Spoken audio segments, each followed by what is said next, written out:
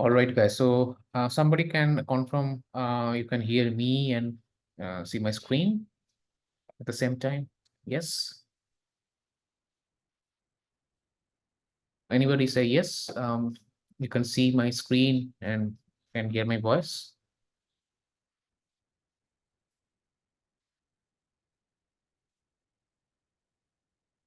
All right. Thank you. All right. So guys, the objective is very clear. So don't call it a demo class. Okay, I don't like this concept demo. But today we are going to learn something interesting. Okay, if I put it this way.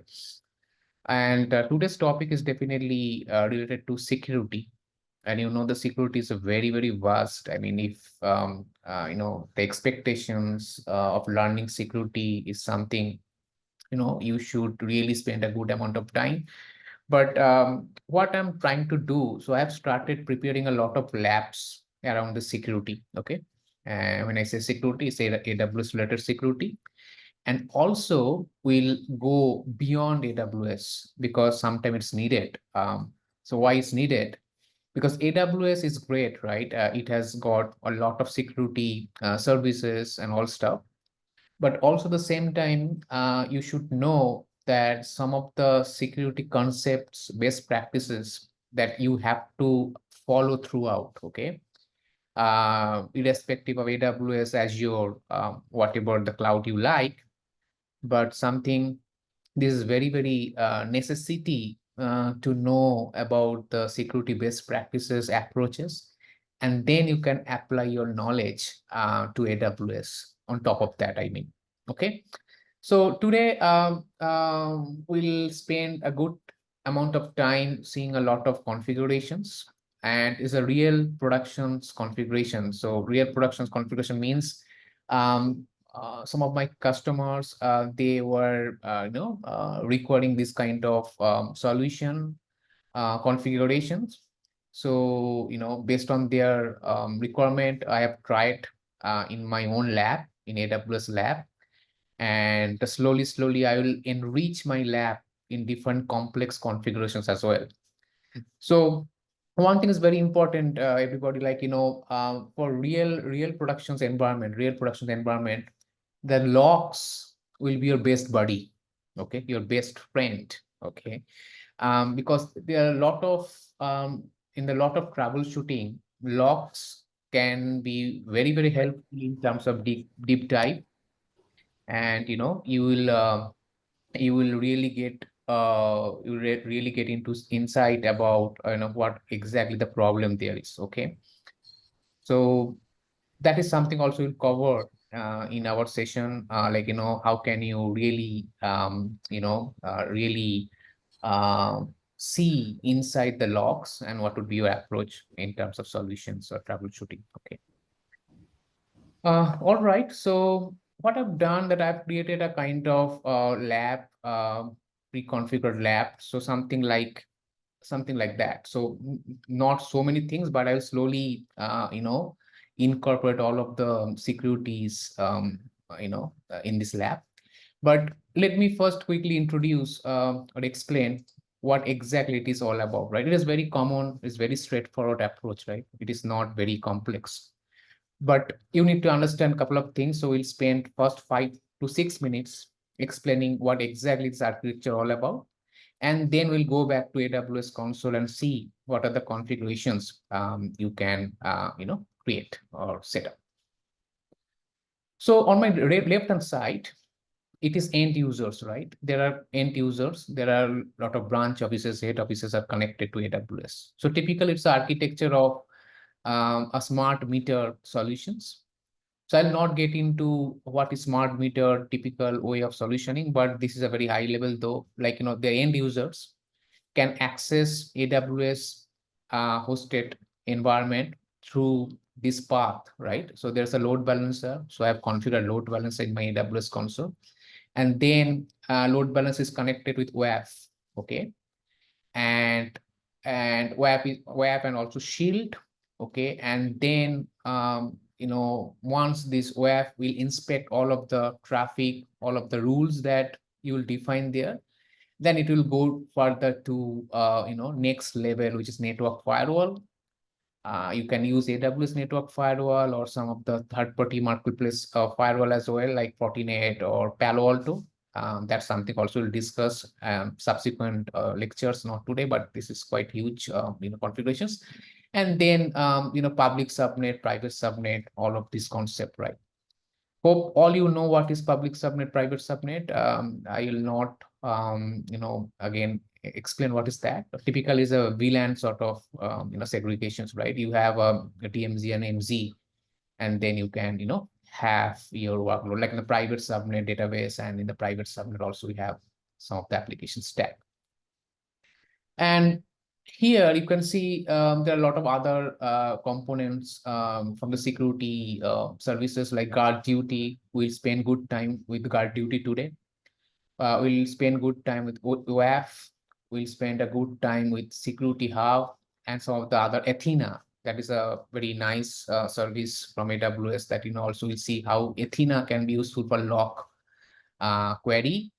And also you'll see CloudWatch log insights, a lot of good stuff that we'll see or discuss. Okay, even the Kinesis firewalls, how can be helpful for Datadog or third-party integrations. So let's get back to AWS console, and we'll come back here again. Okay, so in this EC2 console, what I've done that I have created EC2 instances. So let me quickly see which region I mean. So I've created in the Mumbai region. So let me go to Mumbai. And if you go to load balancer, in this load balancer, you can see I've given a name called BG demo, which is blue-green deployment demo, whatever name you can put it there. And inside this BG demo load balancer, I have created a target group. All right.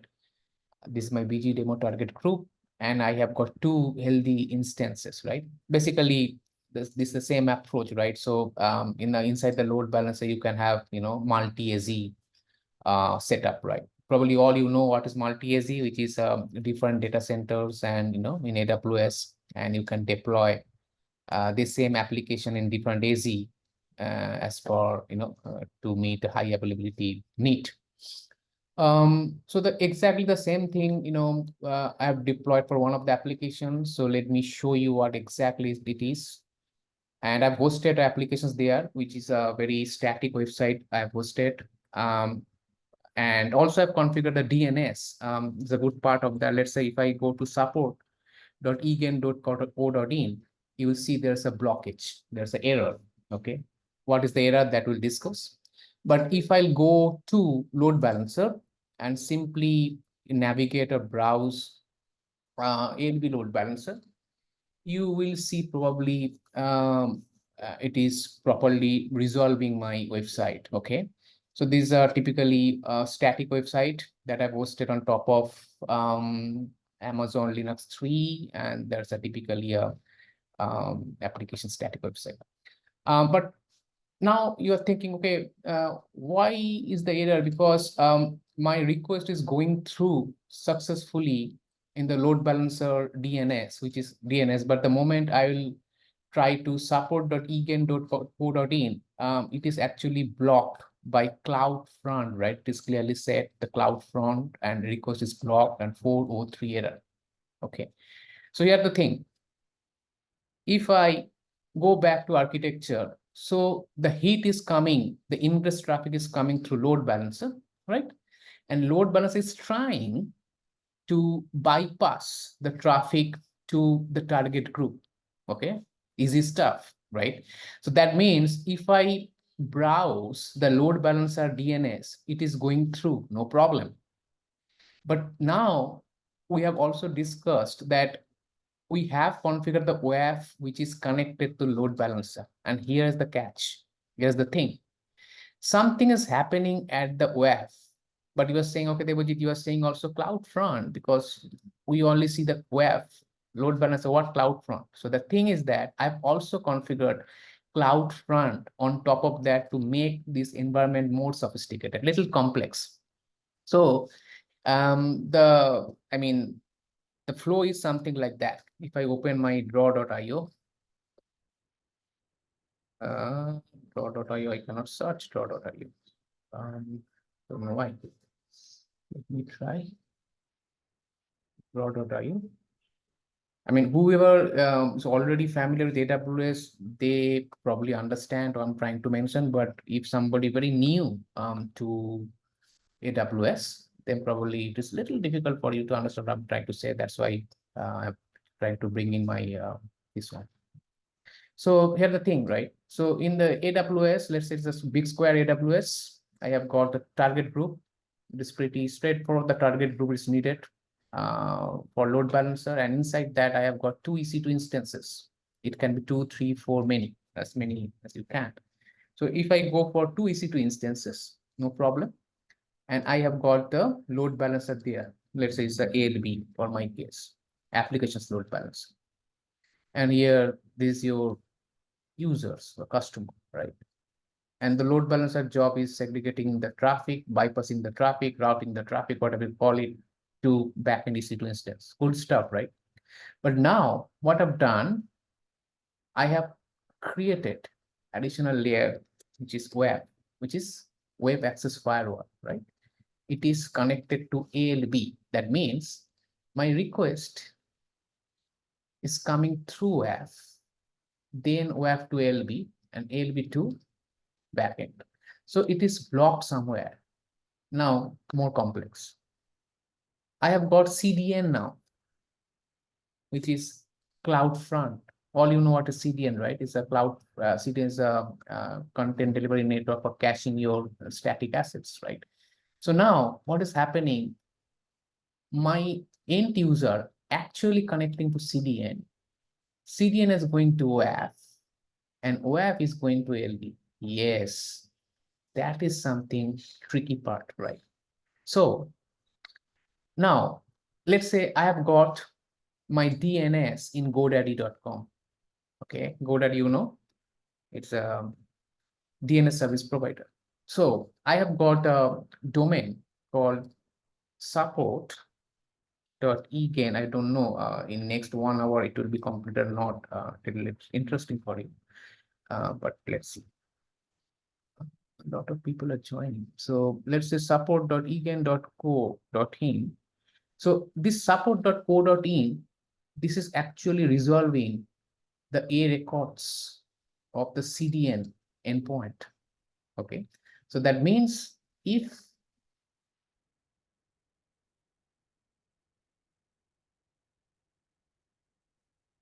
something like that, if this end user tries to access support.egain.co.in, maybe it's application, their request is going through these directions, through here, and then going there. That is the routing, path. Makes sense? So that's why if I go back and simply go support.egain.co.in, it is blocked by WAF. Okay. All right. That is the flow. Any questions so far? Okay. No questions. So that's why you can see when I browse my ALB straight away, it is bypassing CDN, WAF, all things. That's why there's no problem that I can access that. But the moment I type, my request is going through proper, DNS methods, then something is happening. Okay. So now it's pretty clear. Go back to WAF. WAF is web access firewall. Again, I repeat, this is an application OSI layer 7 applications level firewall.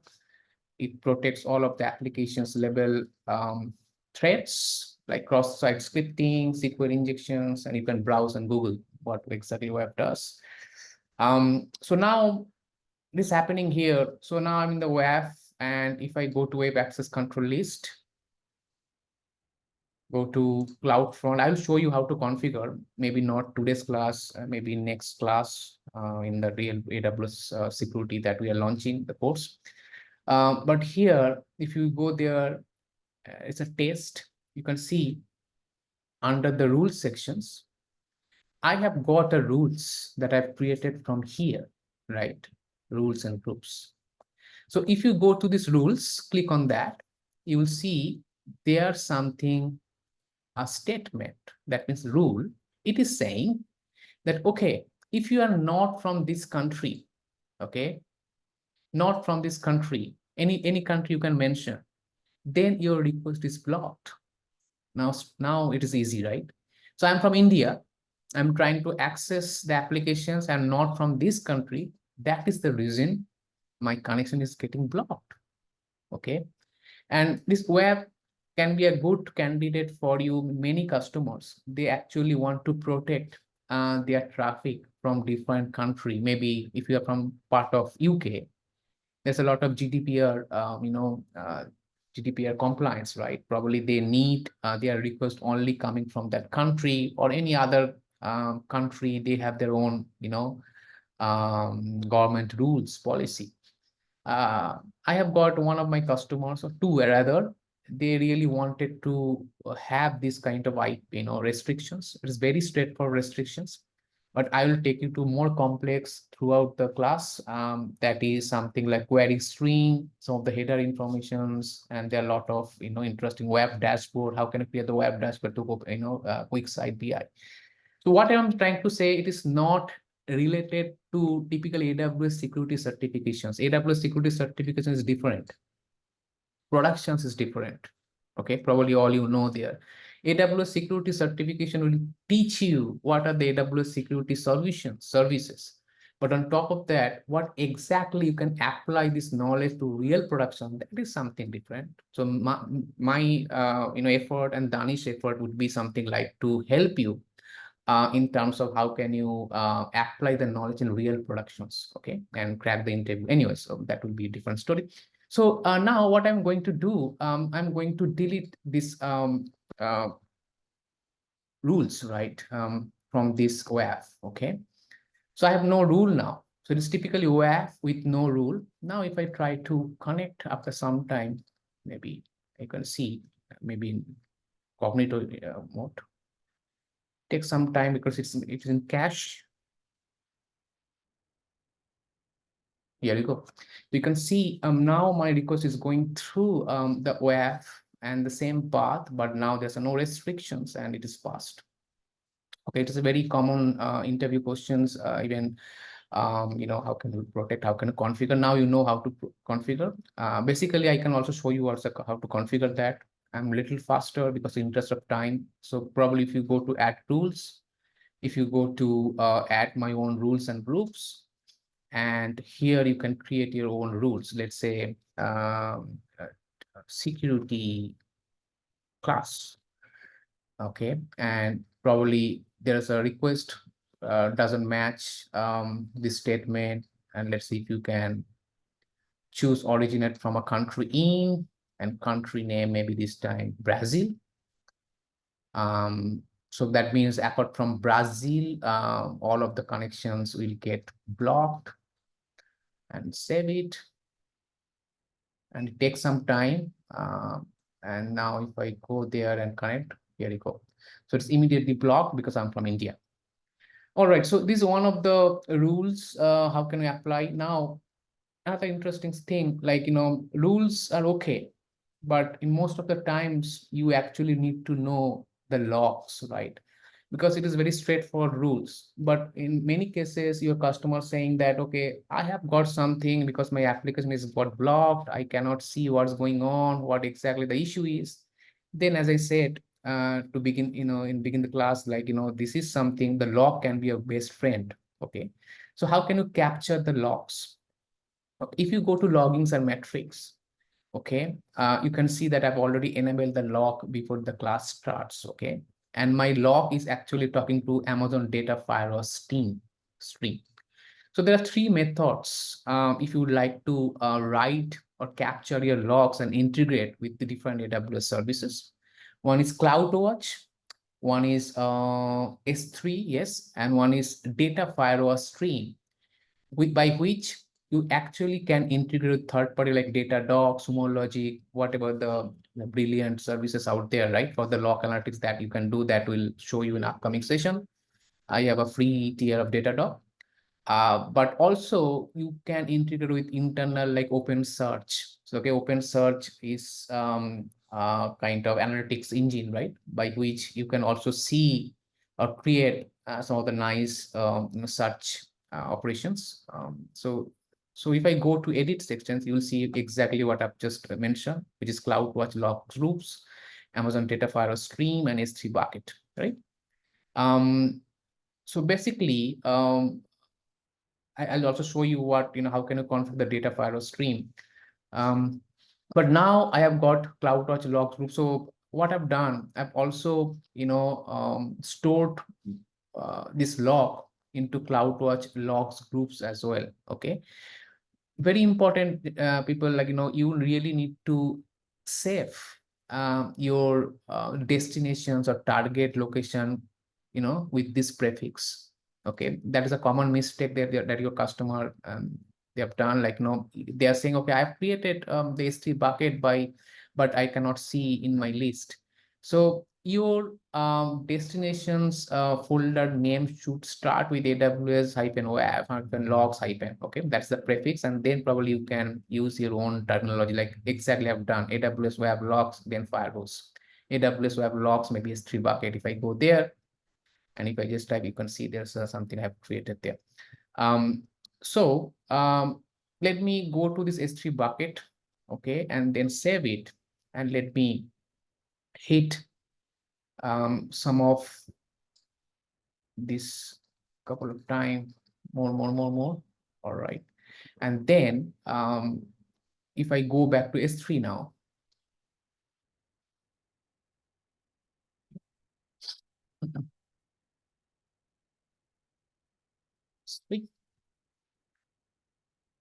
and then you'll see there's a S3 bucket, and inside this, so you see there's a folder got created automatically, and there's a subfolder web logs, CloudFront test, and the date and all stuff. You will see there's actual logs there. Okay, that is something, the logs, actual logs, which is zip format. So you can download the logs and you can further analysis manually, or you can do using some of the tool. Now, question is which tool, Devjit? The tool, there are a couple of tools in AWS which would help you for analyzing the logs. One is Athena, one is Log Insight. Okay, so I'm going to show you now Athena. So, that's the flow. What we have learned so far. We have learned, like, I have got a load balancer. I have got the target group and two applications instances are running in two different AZs. I have added my WAF out there with my load balancer, right? And also I have the cloud front, which is my CDN, and my request is going through the cloud front WAF through the LB, and there's some kind of rules there. Now we also know how to capture the logs of WAF, and now we are going to learn how to analyze the logs from the WAFs. So that's why if I go to Athena and simply go and browse the Athena, okay, this is system. Let me just re-log in once again.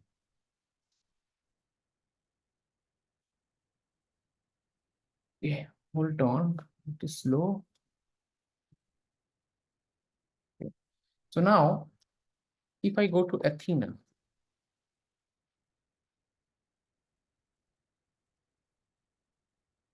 okay,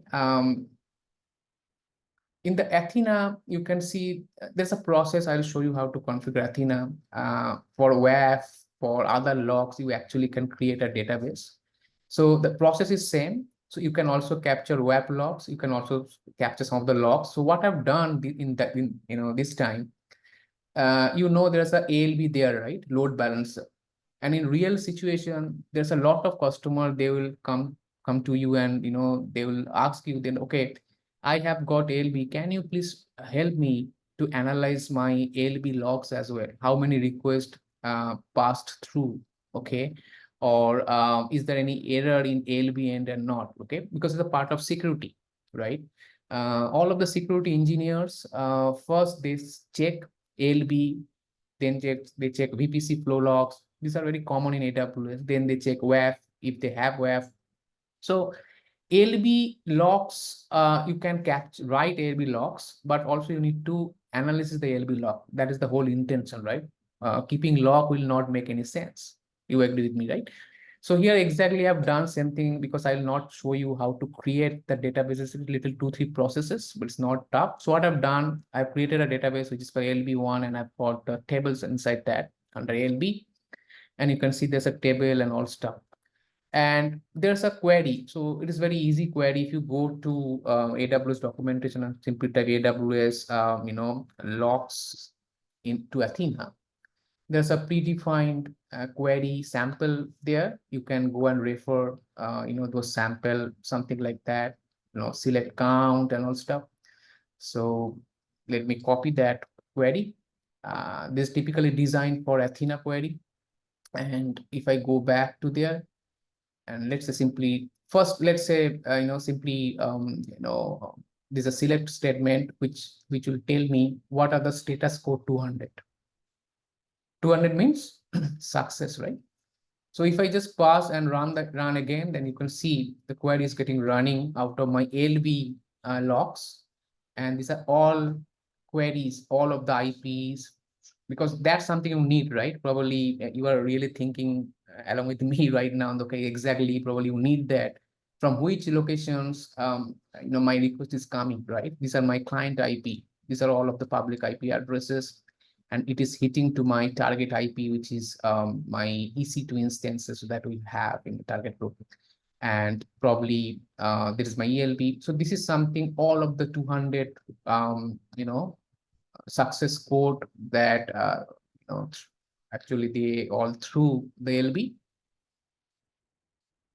If I just type another query, which is typically telling that, as select count, okay, how many counts they have to the client IP. If I go there and let's see, okay, so you can see there's all of the gate, post, which is also important, right? Because gate is gate and post means you are, putting something, updating something. So that is all informations you can get through Athena. So Athena is again a very, very nice tool for you guys for those kind of analytics in real productions environment. You see there are a lot of security engineers, DevOps engineers. They actually use Athena and Log Insight for this kind of query analysis. Any questions so far? All right. All right. So how can you create these databases? Pretty straightforward. If you go up, all you need to all you need to do that you need to create a table. This is just, you need to copy the table, or you need to change the source bucket S3. The source bucket is for me is WAF logs S3 blah blah blah that I've shown you. And then account number, you have to define which account, AWS account, and the region is AP South 1 for my case. For your case, it's different. All three attributes, parameter you need to change, and then your database will up and running instantly, something like that. And then tables will get created. And that is something, the process to create, the database and tables in there. Don't worry, I'll show you the steps. It is just a quick, things like what. So now let's go back to another important service, which is Log Insight, right? CloudWatch Log Insight.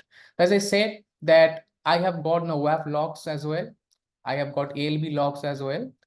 And Athena can be useful. If I go back to ALB quickly, and I just wanted to show you from where I actually enable the log, probably in this load balancer, right? In the, let me quickly check. There's attribute sections. Yeah, so in the attribute sections, if you go down, you see there's a monitoring, because some of the engineers, they actually thought that, okay, from which locations, a little complex, little, in the attribute section, you will see this option called enable the logs options. Okay, so I have enabled the access logs, and this is something S3, uh, the S3 browser, S3 bucket that I chose from here, and then it is saving all of the logs to that particular bucket. Some of the prerequisites out there, that how can you actually configure the logs. There's a S3 bucket permission is there. I will not get into deep dive there, but I just show you in the S3 the respective permission you have to define. Otherwise, it will not get detected, right? So let's say in the WAF, if I go to WAF test 001, and if I go to the permissions, you see a small, permission that you have to define. This is basically the allow statements principle, which is your root, and then the put object, because it is actually writing the logs inside. That is a put, right? The put API, and then something the resources you have to keep. Easy stuff. So now let's go back to CloudWatch now. Okay. Right, the CloudWatch. So in the CloudWatch, there's an option called Log Insight. I personally love Log Insight a lot, because it helped me a lot in my real productions. Some of the requirement, how I'll show you now. So the Log Insight, again, it will give you a kind of beautiful query window from where you can execute the query. Okay, some of the AI folks here, I know that you love AI.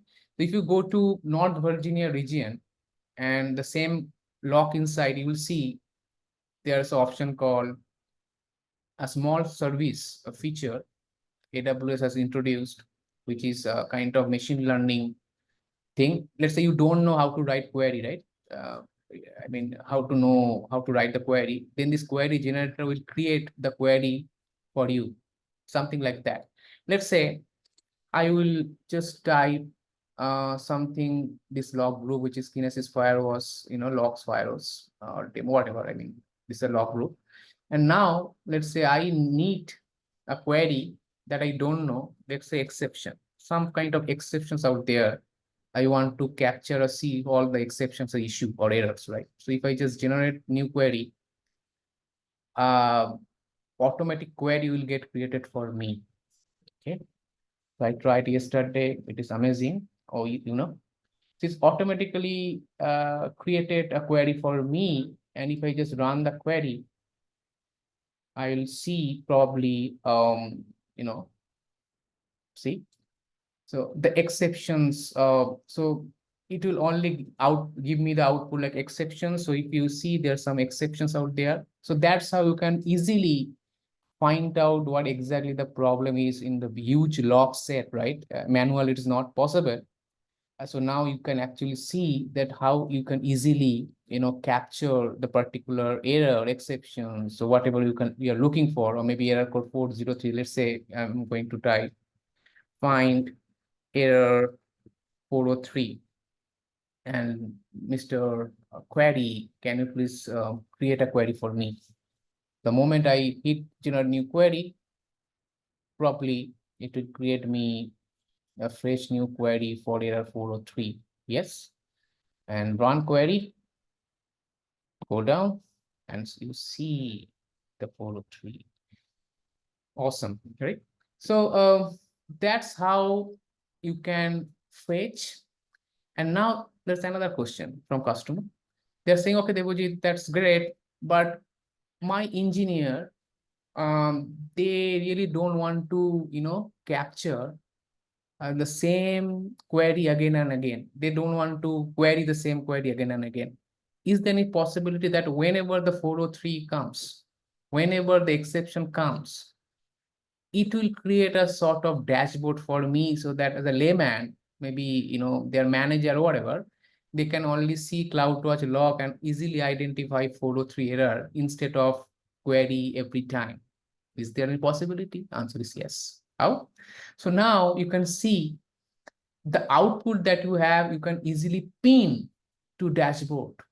Okay, that means the moment you pin the dashboard, whenever 403 or any kind of exceptions comes related to that particular, that particular error, okay, or filter, basically you are doing a filter, right?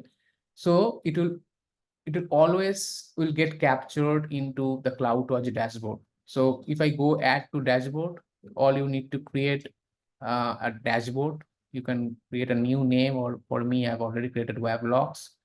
And if I just add to dashboard, so now rest assured that next time if any 403 comes, so you will see inside the log. So every time you really don't need to go and query the same thing. You just simply go to CloudWatch dashboard, go to web logs, and you will see the web logs for you. It is cool, right? As a cloud security engineer, DevOps engineer, probably this is exactly you need to, or save it. Yeah. Make sense? Any questions? Okay. So I hope my voice is going to you, right? A little confused, like, are you really following me or something I'm missing out there? All good, right?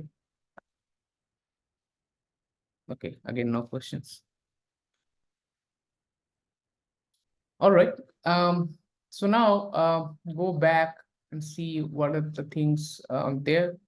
One question. So yes, go ahead. What's your question? How the pricing looks like for the dashboard? It's a nice question.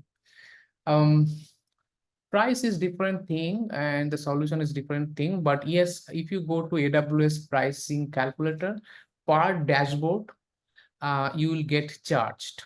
Okay, and it is very nominal. So if I go to AWS pricing calculator, AWS pricing calculator, and you see there's an option called CloudWatch out there. CloudWatch, if you just type CloudWatch, and inside the CloudWatch, you will see there's an option called dashboard, logs, all stuff. I'll show you. So if you go down a bit, you see there's an option called dashboard. And let's say I would like to create one dashboard with maybe 10 alarms, then $1. Okay, 5 alarms, then 50 cents. So that's how you can calculate. So the pricing calculator will give you a lot of parameter, how much metrics you would like to capture, how much APIs, and how much, logs you'd like to. Yeah. So the question is how to take logs from terminated EC2 using CloudWatch. That is very interesting. That will definitely create the demo for you. So if you are going to download, terminate the EC2, there's an option called lifecycle hooks. So what happened that in a real world, we enable the lifecycle hooks in EC2, and the lifecycle hooks is something like before the EC2 actually terminates, it will capture all of the logs and putting the logs to CloudWatch. And then that's why you need a CloudWatch custom metrics. It is not ready-made metrics. Then the CloudWatch agent you need to install in EC2, and you need to enable the lifecycle hooks, and then finally you'll push the logs to CloudWatch. If you want this demo, then I can build a demo for you. Does it answer to your question? So sorry, please repeat, why is there no data in this example again for the web log dashboard? I'm afraid I don't get your question. So if I go back to web, let's see what exactly your question is. Oops, this is again. Okay, if I go to web,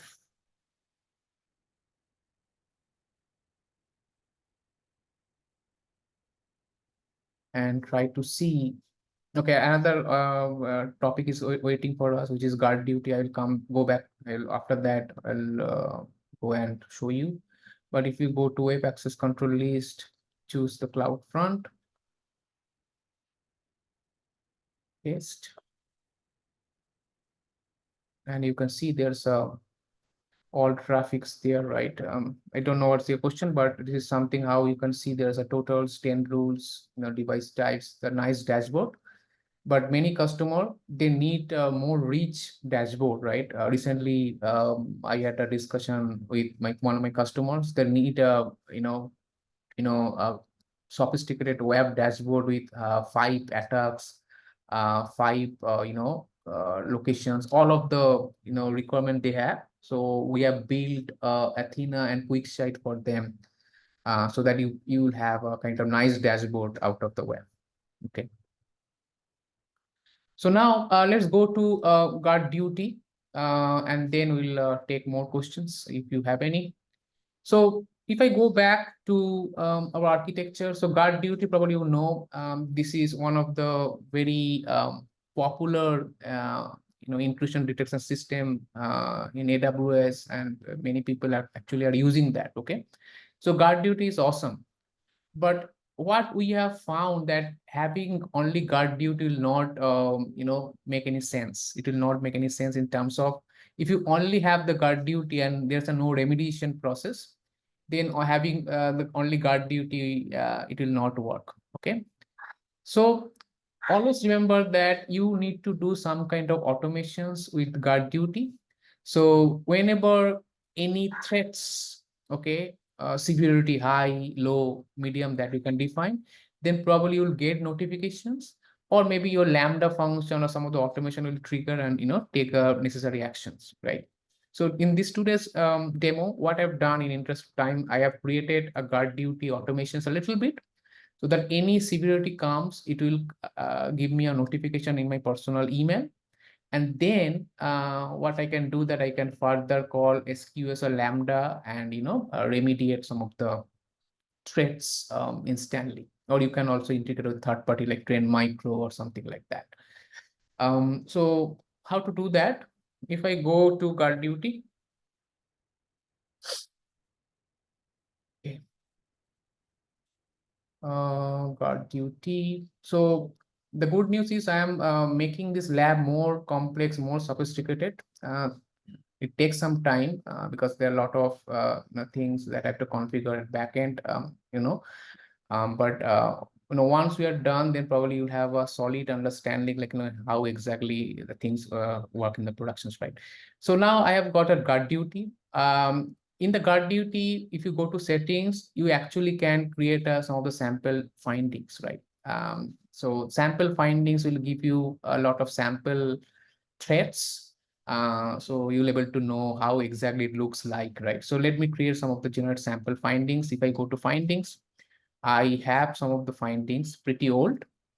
You can see there's a high, medium, and low. But if I go and create some of the additional findings from here, basically it is a kind of sampling, right? It's not real.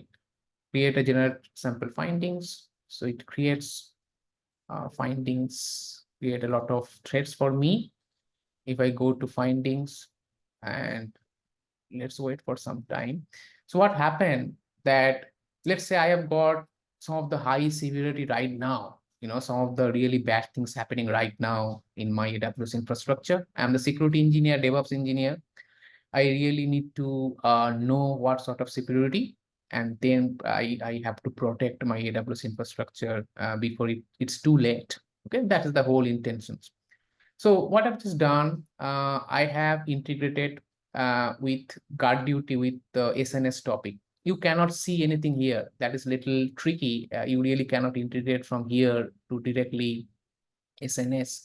So you really need to do a little small coding, very small coding. You can have a reference block from where you can also get the coding. So all you need to go to CloudWatch, and in the CloudWatch, you will probably if you have already handling AWS, there's a concept called rules, right? Rules is nothing like it's a rules, event rules, or you can also create a cron jobs scheduler. So exactly I've done there. So in these rules, what rules I have created? If I go to rules and if I just type guard duty, sorry, what rule I've created?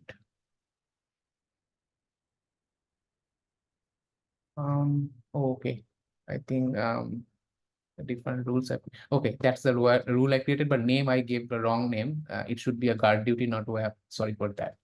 So don't get confused with the rule name. It is actually guard duty, not web. So you can see there's an event pattern that is a kind of JSON. So I've defined my source is guard duty and finding is severity level 4 to 8.9. So this 4 to 8.9 is AWS internal attributes. So all you need to copy this code, and then in the target, all you need to do the SNS topic you have to define. Okay, so I've created SNS topic. So that's why it took 2 days to configure entire demo setup. So what I've done that in the SNS topic, I have created a topic which is my personal email. If I go to email sections, you can see there's a debojitwings at gmail.com. And if I go to Gmail now, my personal email, and then probably you can see the AWS notification already there, because probably remember that a couple of minutes back I created a sample, sample severity, right? Sample severity, and then based on that, there's some of the severity there, high severity, and I have got notified from AWS. And then if you're the security engineer, probably at the same time, you can, invoke a Lambda, or maybe you can integrate with the third-party tool so that some of the remediation you can quickly, apply. That is something, today's discussion. It's a very quick, very fast, but there are a lot of efforts actually. It took me 2 days time to configure, but this is something I've just shown you how to, what are the things that probably but how to configure it, that is something you need to learn. The plan is I need to integrate with the Datadog, or there are a lot of security things these days coming, like network firewall, and how can you also automate the network firewall, how can you configure the HSM. These days these are all of the buzzing sound, right? The people are talking about the HSM, which is a hardware security module, so where you can put your encryption key, cryptographic key, and all stuff. Any final questions? Let me see if I missed something. I don't know. Okay, so we have factored card duty, CloudWatch. Okay, I am no security. Oh, sorry. There's another topic called Security Hub. I missed it. So let's talk about Security Hub for last 5 minutes. So Security Hub is a nice product. It will give you a full, kind of pane of glass. I mean, you can see a single consolidated service by which you can see a lot of threats, and then based on that, you can remediate all of the security threats. So if I go to Security Hub, not Security Lake, Security Hub right there. And I think I've configured Security Hub also.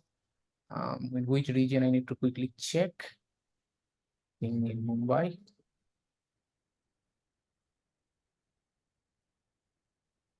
Sure. Okay.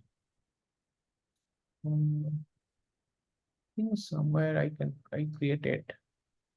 But it's pretty easy to create Security Hub also. We go to Security Hub. Okay, I think all you need to do that you need to enable different security standards, right? These are all of the best standards, right? The CIS, AWS Foundation Benchmark, Foundations Benchmark, PCI DSS, and enable Security Hub.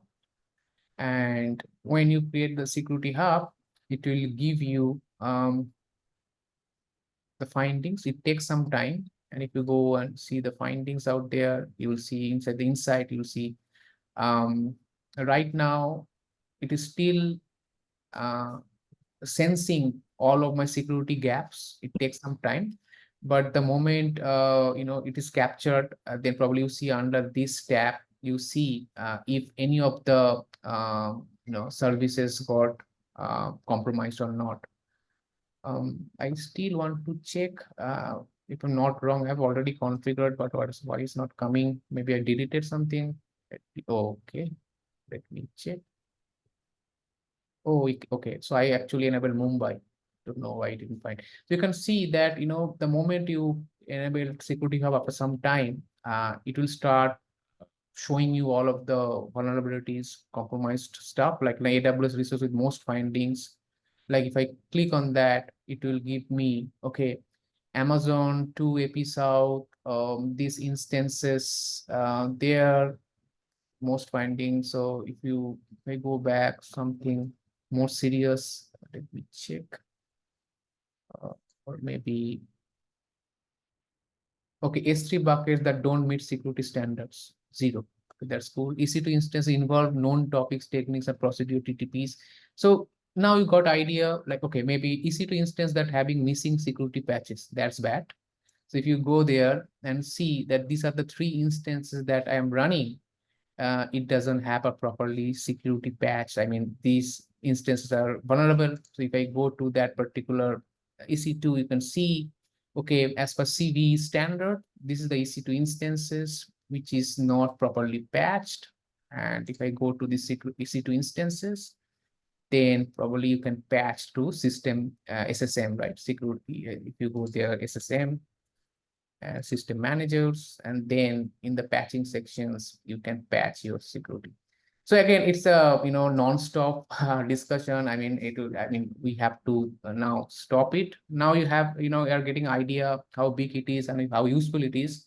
So security, AWS security certification is great, but ultimately you really need to know how to apply those knowledge in the real environment, and that's the whole objective for today's. Any final questions that I can take? Otherwise, we can wrap up. Does it, I mean, was it a helpful, guys? So do you think that this kind of sessions helps you a lot in terms of, at least you'll get to know the real environment and all stuff? Because for this kind of demo, there's a lot of energy, time usually we put right at the back end. And if you say yes, then it is a motivation for us to create or prepare a lot of this kind of demo. Yeah, thanks, Dada, for sharing the wonderful insight. And definitely, we can understand that how much effort is needed to set up this kind of stuff. Like for this half 1 hour demo, we need to prepare for at least 5 to 6 hours to get all these stuff. Thanks for your valuable insight on that. Right, Danish. Yeah. And one more important thing, like, Danish, this is not, again, it's kind of knowledge sharing sessions, but Danish will be your security instructor for our upcoming security session. The whole plan is, so after 2 or 3 sessions, once Danish will cover, let's say, web, security group, or maybe firewall manager, all of the topics. Then after 3, 4 sessions, I will have another session with you. So like kind of dual instructor sessions. So after 3 or 4 classes, I will try to show you how can we apply this knowledge in the real production, this kind of demo. Tanesh will give his own demo. I will give my own demo. That's how it's a complete full-fledged, the security course. That's why we are saying this is a kind of productions plus security readiness. Okay. Yeah. So just And, to, and yeah. another one more thing in the last when I'm giving the demo in the last session. So one question was came. So I with that part the question for this thing that when Dada will come, we will discuss this thing. So the question is coming like that. Yeah. If I would like to run the assessment for any customer, or I would like to show them that Yes. our infrastructure is compliant. Yes. So how we can just show this to the customer? It's a really good question. So we use, in real, there's a tool called Prowler. So there's a good question. So we'll create a demo for that, set up a lab. Prowler is an open source security tool from GitHub that will use this Prowler. And Prowler will give you a very nice visibility about your vulnerabilities. Okay. In AWS, they are also using Prowler a lot. So the step is little easy. So all you need to define a proper SDK and little Python, and you need to define, and then it will capture all of the findings, something like that. So if you see, the output can be on HTML, output can be on this terminal as well. So let's say EC2 fail, IAM, some of the compliance there, KMS, some of the, so it is kind of posture tool, security posture improvement tool, Danish. And other in terms of compliance certificate, like let's say certain industries following certain standards, IT standards, right? Like life science following IR 21. So in those kind of cases, I think that thing is already directly coming from artifacts. We can. Artifacts is there. Security Hub is a nice tool, as I already showed you, right? Security Mm, Hub, you will get a lot of findings there, right? mm, Inspector is another tool. I mean, it's a kind of, Security Hub is a kind of central console that it is connected to your inspector, it is connected to your config, it is connected to guard duty. And on top of that, it will give you a full place, full kind of, assessment. Okay. assessment. So that is the tool that you are using. Crawler is a third-party tool. You can use that. Trusted Advisor, Right. it is a nice Right. tool. Yeah. I mean, if you go to Trusted Advisor, guys, then I know Arti, you raised hand, Pushpandu, you raised hand, I'll come to you. Just let me show you some of the quick. So if you go to Trusted Advisor, it will also give you some sort of security, remediation, like, your Lambda function using deprecated runtimes, which is bad, right? Because deprecated runtimes may have a lot of vulnerability. So you can see these are all Lambda that I have. IAM access key rotation to IAM. I don't have IAM proper password policy. MFA I don't have. Security group is unrestricted access. So Trusted Advisor is kind of a friendly tool, which is little free for you at least to have understanding, at the basic level of security gaps that you have. Maybe AWS backup vault that properly not configured. Okay. All right. So yes, Arti, you raised your hand. What's the question?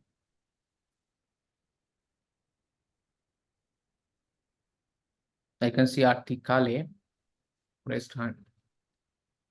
Okay, I think it's a mistake, right? So thanks, guys.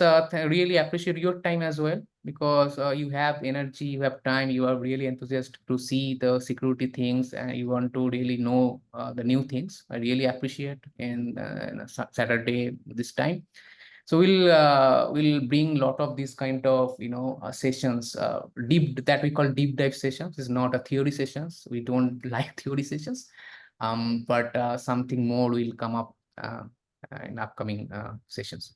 Thank you so much and have a nice day. Bye. Thanks, Dada. Thanks.